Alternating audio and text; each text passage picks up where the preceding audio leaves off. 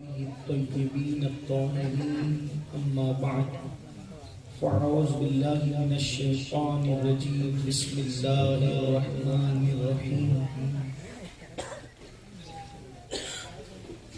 يا أيها الذين آمنوا اتقوا الله وكونوا مع الصادقين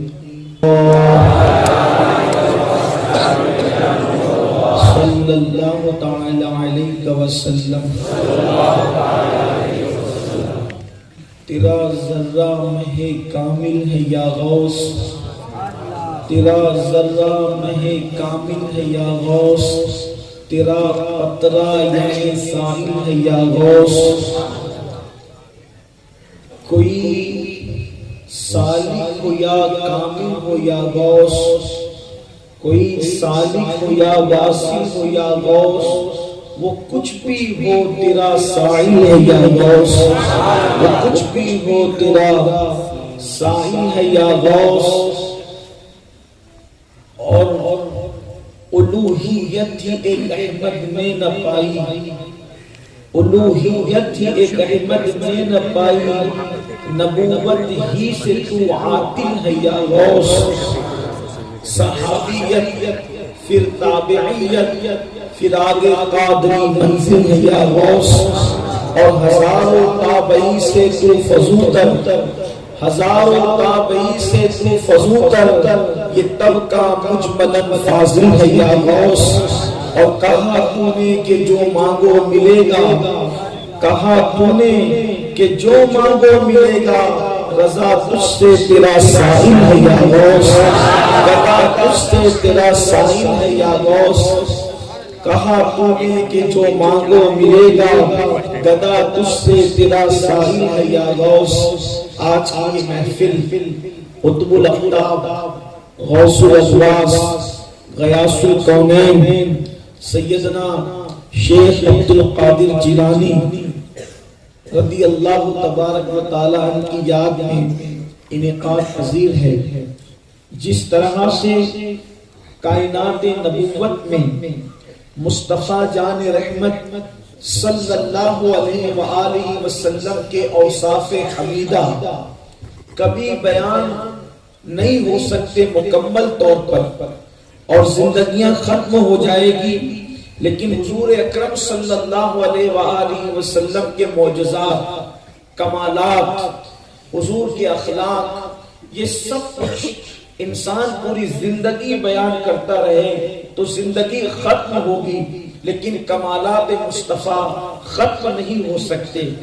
ایسے ہی کائنات ولایت کے اندر لوگ حضور غوثیت مآب کی شان، ان کی عظمت، ان کی بزرگی، ان کے کمالات، ان کے روحانی درجات انسان بیان کرتا رہے، بلکہ بیان کرتے کرتے زندگیاں ختم ہو جائے، لیکن حضور غوثیت مآب رضی اللہ تعالیٰ کی عظمت اور بزرگی مکمل طور پر بیان نہیں ہو سکتی۔ میرے امام اہل سنت نے جو بات کہی ہے، آپ نے ان کا ذکر نہیں کیا، بلکہ میرے غوث کے قدموں سے لگنے والے ذرے کی شان بیان کی۔ فرماتے تیرا ذرہ مہ کامل ہے یا غوث، اے غوث الثقلین، اے شیخ عبد القادر جیلانی، جو آپ کی نالین سے ذرہ لگ جاتا ہے وہ کامل چاند ہے، مہ کامل ہے یا غوث، اور تیرا قطرہ یمیں سائل ہے یا غوث، یا غوث العالم دستگیر، جو آپ کا قطرہ ہے اس سے سمندر بھی بھیک مانگتا ہے، آپ کے قطرے سے سمندر بھی بھیک مانگتا ہے۔ اور فرماتے ہیں، کیا بات کہتے ہیں، کوئی سالک ہو یا واصل ہے یا غوث۔ سالک کہتے ہیں اس کو جو ولایت کی منزلیں ابھی طے کر رہا ہو، سالک کہتے ہیں سلوک کی منزلیں، اس لیے کہ جس طریقے سے آپ دیکھتے جائیں گے کہ تعلیم کا ایک نصاب ہوتا ہے، اسی طریقے سے نصاب ولایت ہے، جو پڑھتا ہے اس کو طالب علم کہتے ہیں، اور جو ولایت کے نصاب کو طے کرتا ہے اس کو سالک کہتے ہیں، وہ سلوک کی منزلیں طے کرتا ہے۔ تو جب سلوک کی منزل طے کرتے کرتے بندہ مقام پر پہنچتا ہے تو اس کو واصل کہتے ہیں۔ ہمارے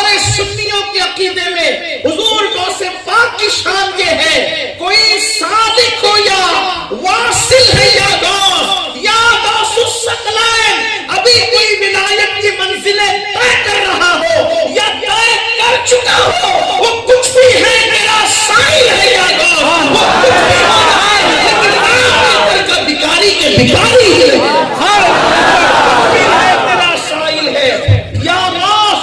اور فرماتے ہیں الوہیت ہی ایک احمد نے نہ پائی، ہمارے نبی ہیں جو خدا نہیں ہے، الوہیت رب ہونا، الہ ہونا، خدا ہونا۔ لوگ کہتے ہیں ان سنیوں کو کیا ہوا کہ یہ اپنے نبی کو اتنا بڑھا دیتے ہیں کہ خدا سے ملا دیتے ہیں۔ ہمارے عقیدے میں تو ہم کہتے ہیں کہ نبی کو بڑھانا ہی کفر ہے، اس لیے کہ بڑھائے گا تو خدا کہے گا، اور کفر نہیں ہوگا تو کیا ہوگا؟ کہا یہ بڑھا دیتے ہیں۔ ہم نے کہا کہ وہ کوئی تھرمامیٹر تو لاؤ جس سے نبی کو ناپا جا سکے،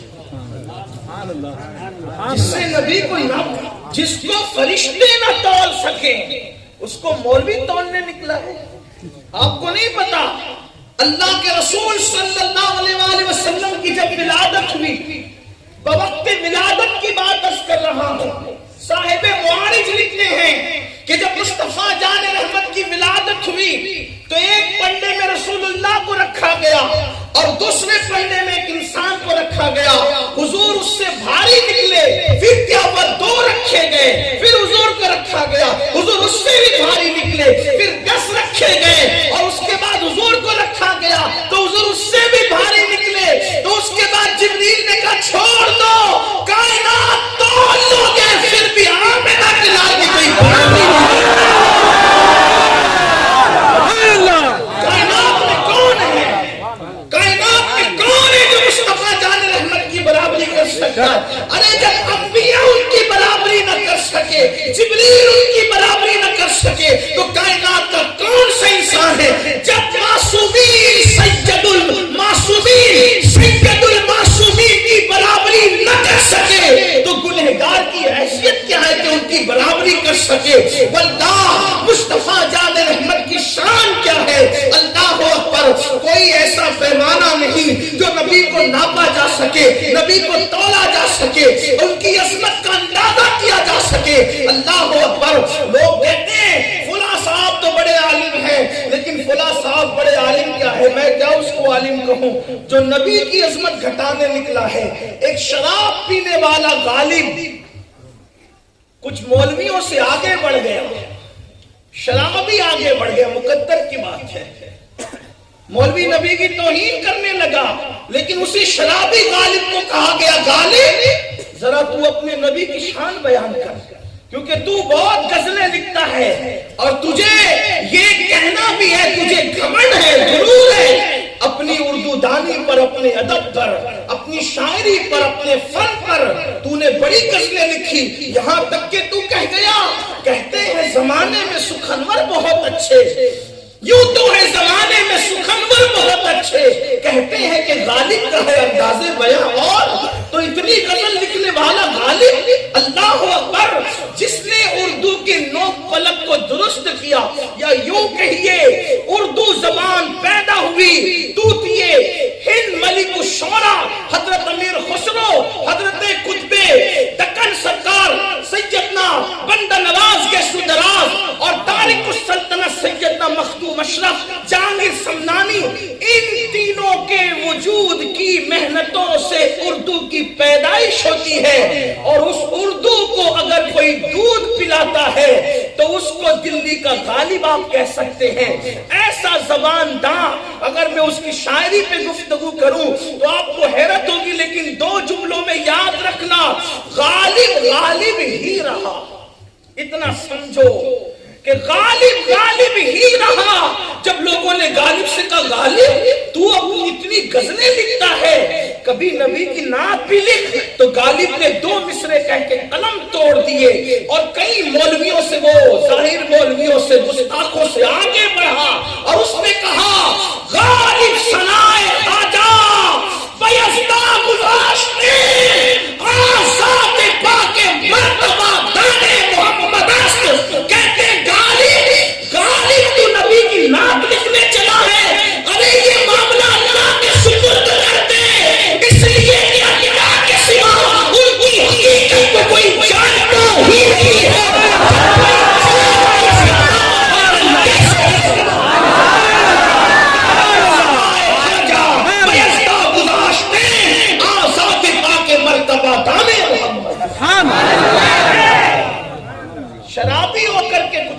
سے آگے بڑھ گیا، جس شان سے دور سے یہ کر رہا تو بات دور نکلی کہ نبی کو بڑھا نہیں سکتا کوئی، اس لیے کہ ان کو اللہ نے بڑھا اتنا دیا،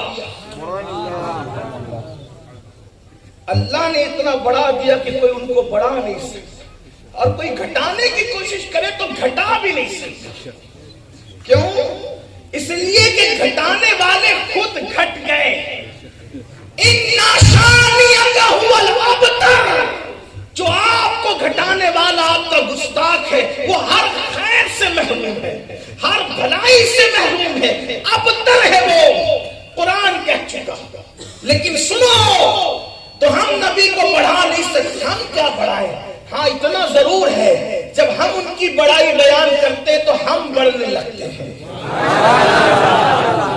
ہمیں بلندی نصیب ہوتی ہے جب ہم ان کی شان بیان کرتے ہیں تو میرے امام کہتے ہیں الوہیت ایک احمد نے نہ پائی، کہ وہ خدا نہیں ہے، الہ نہیں ہے، حالانکہ ان کے چھوٹے بھائی بہت بڑی بات کہتے ہیں، انہی کے سکھائے سے کہتے ہیں اگر یہ بھی ہوتا تحت مشیت، بلکہ یہ کہ خدا کرنا ہوتا جو تحت مشیت، خدا بن کے آتا یہ بندہ خدا کا، یہ اکرام ہے مصطفیٰ پر خدا کا کہ سب کچھ ہوا مصطفیٰ کا خدا کا، یہ شان ہے۔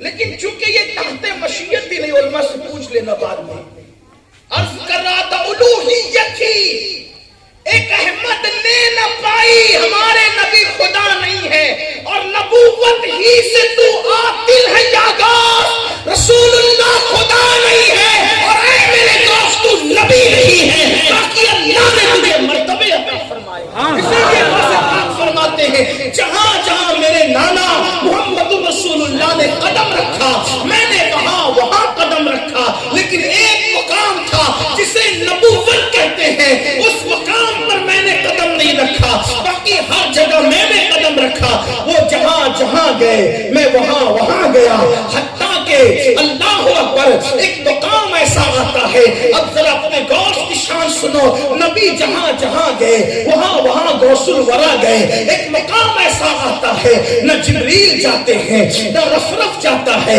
نہ کسی کا خیال جاتا ہے، نہ کسی کا تصور جاتا ہے، نہ کسی کا تخیل جاتا ہے، وہاں بھی میرے غوث العظم دستگیر کی روح پہنچتی ہے۔ اور وہ مقام کہاں تھا؟ شیخ ابو المعالی لکھتے ہیں، یہ شیخ ابو المعالی کون ہے جانتے ہیں؟ شیخ ابو المعالی وہ ہے کہ شیخ عبدالحق محدث دہلوی کو جب علمی معاملے میں کوئی دشواری پہنچتی تھی تو آپ سفر کر کے ان کے پاس تشریف لے جاتے۔ شیخ ابو المعالی کوئی معمولی انسان نہیں جن کی بات کر رہا ہوں، شیخ ابو المعالی لکھتے ہیں رسول اللہ جب عرش پہ پہنچے اور عرش کے بعد لامکان کی طرف جانا، عرش کے بعد جانا کہاں ہے؟ لامکان کی طرف، تو رسول اللہ صلی اللہ علیہ وسلم تنہا تھے، اکیلے تھے، کوئی نہیں تھا، جبریل بھی نہ تھے۔ میرے امام اس کو یوں کہتے ہیں تھکے تھے روح الامی کے بازو، کہاں وہ دامن کہاں وہ پہلو، رکاب چھوٹی امید ٹوٹی، نگاہ حسرت کے ولولے تھے، کہتے پوچھتے کیا ہو عرش پر، یوں گئے مصطفیٰ کے یوں، کیف کے پر جہاں جلے کوئی بتائے کیا کہ ہوں۔ میں اس کی تشریح کئی بار بیان کر چکا ہوں، آج نہیں کرتا، لیکن اتنا ضرور کہتا ہوں حضور عرش پہ گئے، اور جانا کہاں ہے؟ لامکان۔ لامکان مطلب وہاں کوئی مکان، جہاں دو کی جگہ نہیں اس کو کہتے ہیں وہاں تو جا ہی نہیں دوئی کی، لامکان جانا ہے۔ تو حضور نے دیکھا کہ خوبصورت جوان وہاں حضور کو عرش پہ نظر آیا، ہم جسم کی بات نہیں کر رہے، روح کی بات، ایک خوبصورت جوان رسول اللہ کو نظر آیا، اس کی عرض کی آقا اپنا قدم میرے کندھوں پہ رکھے اور اپنی منزل کی طرف تشریف لے جائے۔ حضور نے اس جوان کے کندھوں پہ اپنا قدم رکھا تو گویا کہ قدم غوث اعظم کے کندھوں پہ تھے اور قدم لامکان پر تھے۔ پوچھا مولا یہ کون ہے؟ تو اللہ نے فرمایا یہ تیرا بیٹا ہے۔ اور کیا فرمایا؟ شیخ ابو المعالی لکھتے ہیں کہ جو مقام نبیوں میں میں نے تمہیں عطا کیا ہے، وہ مقام ولیوں میں اس کو عطا فرمایا۔ پھر آگے اور باتیں ہیں، لیکن الوہیت ہی ایک احمد نے نہ پائی، نبوت ہی سے تو عاقل ہے یا غوث۔ اور کسی کا شبہ ہو سکتا تھا جب نبوت ہی سے تو عاقل ہے یا غوث کہا تو پھر معاذ اللہ کوئی صحابہ پہ تفضیل کی بات کرتا، لیکن اس کو جو اسی کو اعلیٰ حضرت کہتے ہیں، وہ کوئی شک چھوڑتے ہی نہیں کہ کوئی شک کر سکتا ہے نا۔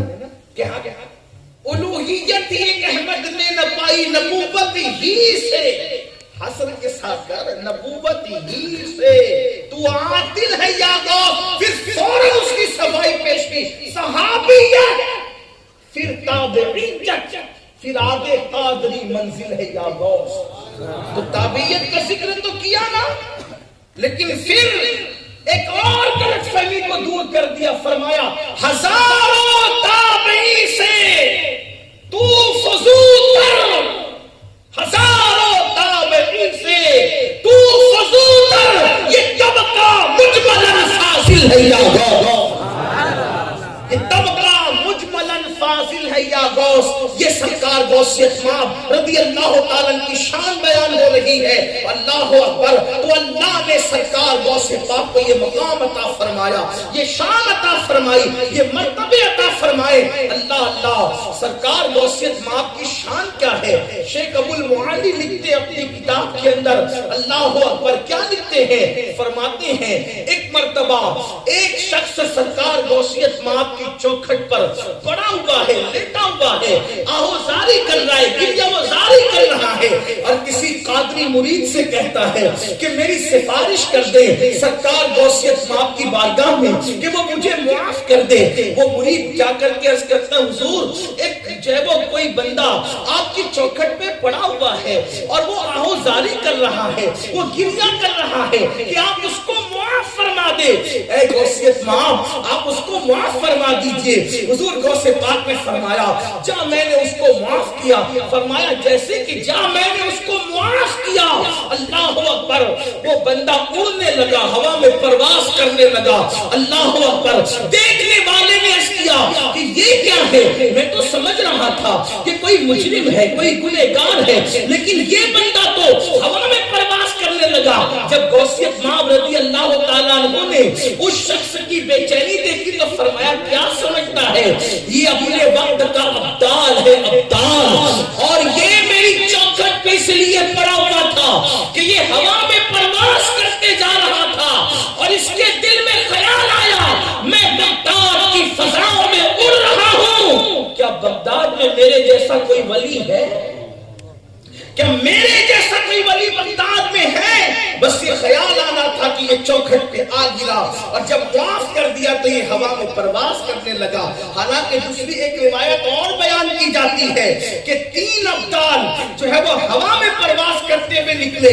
جب سرکار غوث پاک کی خانقاہ آئی تو ایک ابدال ادھر کو ہو گئے، دوسرے ادھر کو ہو گئے۔ انہوں نے سوچا وہ بھی ولی، میں بھی ولی، اگر میں ان کی خانقاہ کی چھت سے جاؤں تو ہوتا کیا ہے؟ تو وہ یہ سوچ کر کے جو ہے وہ زمین پر گر پڑے، حالانکہ وہ ابدال تھے۔ اور ابدال کون ہیں؟ مصطفیٰ جان رحمت فرماتے ہیں، علامہ سید محمد ابن عابدین شامی اپنے رسالہ اجابت الغوث میں لکھتے ہیں کہ اللہ کے رسول علیہ السلام فرماتے ہیں کہ جو پانی برستا ہے وہ ابدالوں کے صدقے میں برستا ہے، جو اناج اگتا ہے وہ ابدالوں کے صدقے میں اگتا ہے، اور جو مصیبتیں اور بلائیں ملتی ہے وہ ابدالوں کے صدقے میں ملتی ہے۔ ایسے ابدال اگر یہ سوچ لے کہ یہ بھی ولی اور ہم بھی ولی، یہ بھی ولی اور ہم بھی ولی، تو اگر ان کی چھت سے گزرے تو ہوتا کیا ہے؟ وہ زمین پر یوں آتے ہیں۔ بلکہ یہ بھی فرمایا کہ سرکار غوث اعظم کے مدرسے کے آنگن میں جھاڑو لگانے سے لوگوں کو مقام ابدالیت نصیب ہوا، لوگوں نے وہ مقام پایا، اسی لیے لوگ وہاں پر جھاڑو لگایا کرتے تھے۔ سیدنا غوث الثقلین رضی اللہ تعالیٰ کی شان یہ ہے، حضرت سیدنا محقق علی الاطلاق شیخ عبداللہ محدث دہلوی رحمت اللہ تعالیٰ علیہ لکھتے ہیں جو ہے وہ مشکات شریف کی شرح میں کہ سرکار غوث پاک آج بھی اپنی قبر انور سے زندوں کی طرح تصرف فرماتے ہیں.